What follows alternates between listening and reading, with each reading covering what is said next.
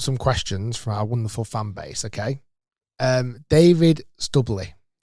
There's a lot of criticism of Rory's caddy. Do you believe that a caddy can really make a significant difference in shot selection, etc.? What's your thoughts on having a best friend of a caddy? Yeah, I think if you look at Harry, I mean, he's been a great player. He's played European Tour events himself. He's played to a really, really high standard. He knows the game inside out. Probably knows Rory's game better than everyone else. The trouble is, I think for Rory is he's up there every week. Like most players aren't up there finishing second every week. That they might just have that 1 week where they win. So I think he gets a lot harder time than he deserves. Spotlights on him every week. Every week the spotlight's on him. So anytime me and Ricey might make a mistake, no one sees it. It's not on TV, or whatever it might be. So I think I think in those situations when you're working for those real big players, you're under a lot more scrutiny. I think you can only talk the player into doing so much as well. And if the player doesn't want to do it, at the end of the day, he's the one that's top 5 in the world or wherever it is. He's the one that's going to hit the shot, and he's the one that's got to feel comfortable doing it. Now, if Harry's trying to get him to hit 3-wood and he doesn't want to do it, you can't. There's only so much you can do. So if Rory then hits driver and makes a mistake, Harry's the one that's getting the heat. So I think he gets a lot of heat for no apparent reason, I'll be honest. It certainly seems the most publicised kind of caddy-player relationship that's maybe not quite working as well at the moment. It seems to be every time he doesn't quite get across the line, the conversation comes back up again. But it's funny, like if you look at the year, like how many FedEx Cups have they won together? Yeah, they've done how many events have they won? You know what I mean? Like, yeah, unfortunately, Rory's judged on majors, and that's just because he's so good at golf. That's the position, unfortunately, he's in. Well, fortunately, I suppose as well.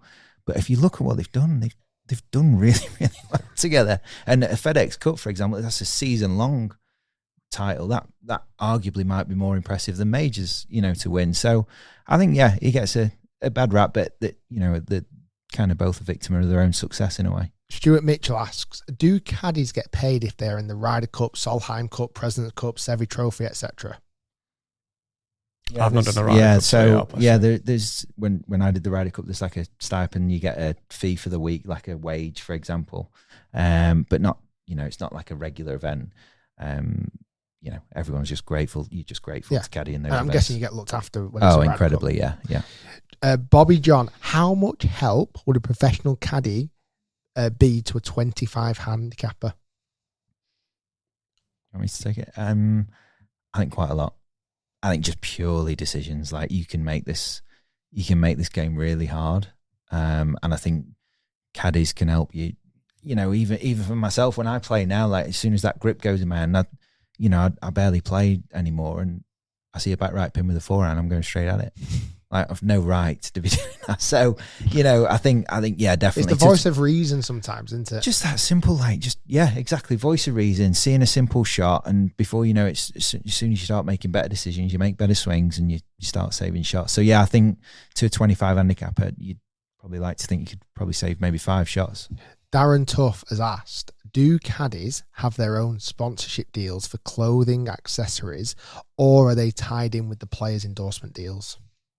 I think everyone's different. I think the PGA Tour, because obviously there's a lot more deals on the PGA Tour, like hat deals. Again, it all depends on the player and what their contracts say. But yeah, on the PGA Tour, you're allowed to have your clothing deals, your hat deals, and all the other stuff. But on Live, we're obviously in with the team, so we're not able to have extra sponsorships. But there's a lot of opportunities out there to bring deals in for yourself. Jez Thompson has asked, I'm kind of going to slightly tweak his question. Have you ever seen a huge pro caddy blow up? Like on golf course, argument, disagreement. Have you ever seen one? Have you ever been involved in one? I've been a part of a few. Like, does it happen? Are they big busts up?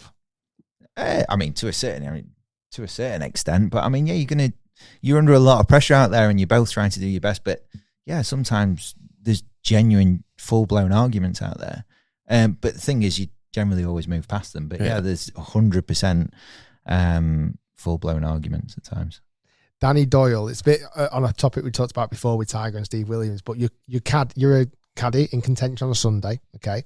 You're coming down the stretch. You realise there's only one ball left in the bag, your worst nightmare, Chris. Yeah. Do you tell the player? I think I'd have to. Yeah, I would. You tell the player? I would, yeah. Because can you replenish? You can't bring balls in, can you? No, I think with Stevie's story, couldn't he? Like, because they had a weather delay, he was thinking, could he run to the room, wasn't he, and get another 3 balls? But I don't know that I'd ever, because they've got to be the exact, not only the same brand, but the same make. You can't borrow one from a playing pack, can you? No. I think you can go and get some, though, can't you? They changed the rules. They changed the rules that much. It's like, I think as much as I would not want to tell him, I think I would have to just in case, because I would save myself a rollicking at some point. Dave Mason's asked, as a caddy, if your player ignores your advice and makes a hash of an important shot, how do you get over it?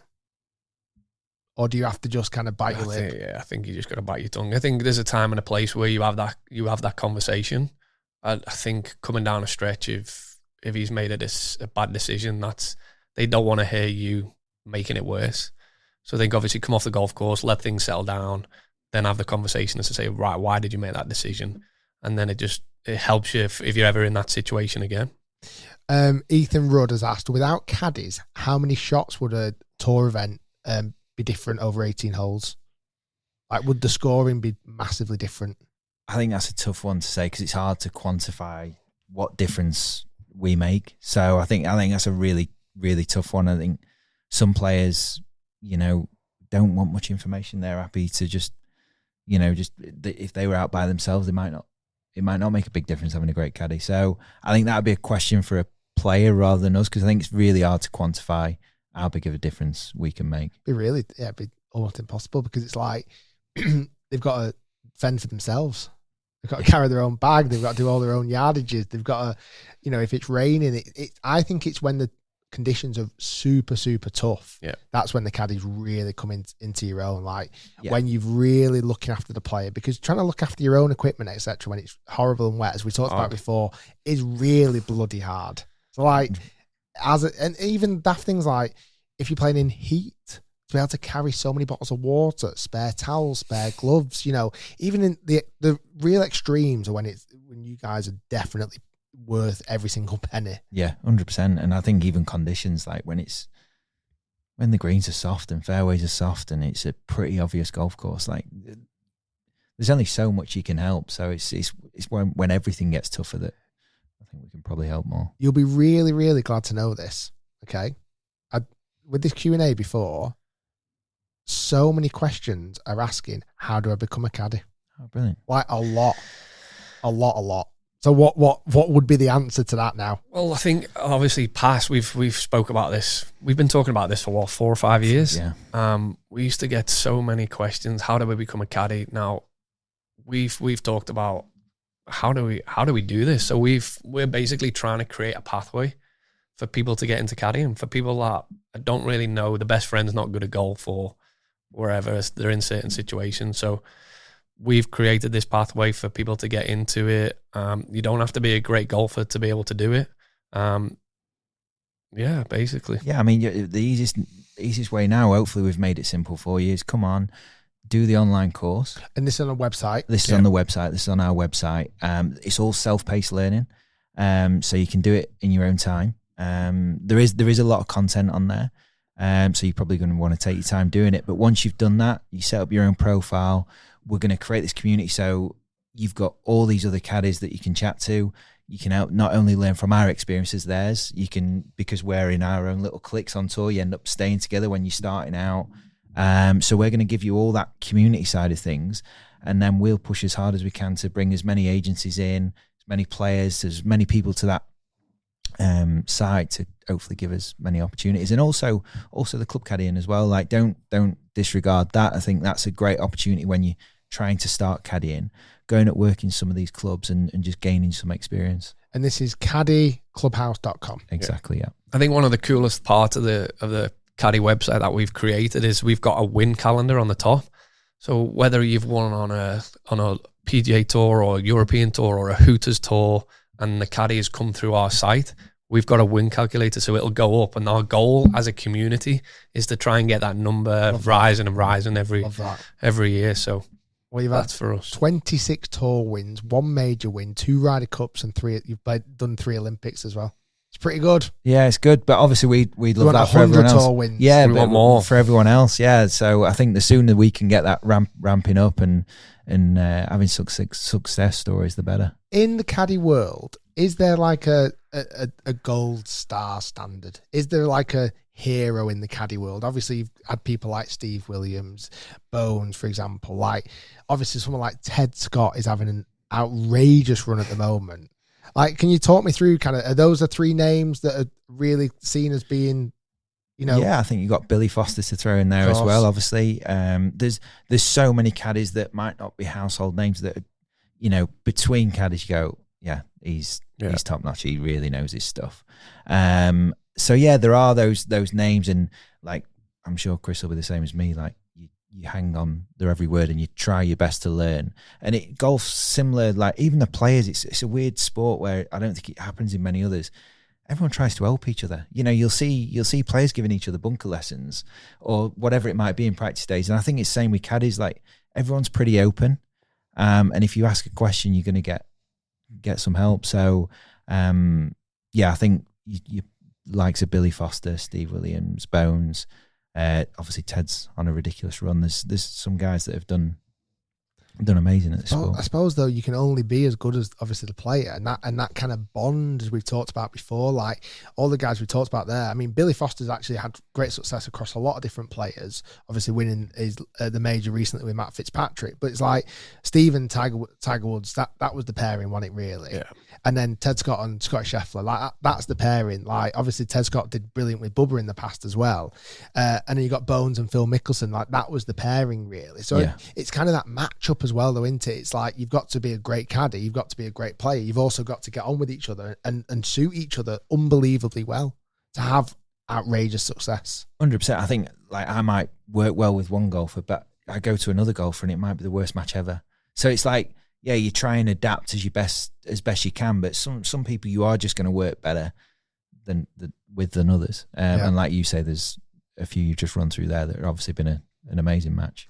Well, I'm really looking forward to seeing how the future of Caddy Clubhouse goes, because when you messaged me, Jonathan, talking about the idea, I was like, how has this not been done before? This seems like such a great pathway for honestly, so many people listening and watching. I've seen it in the comments.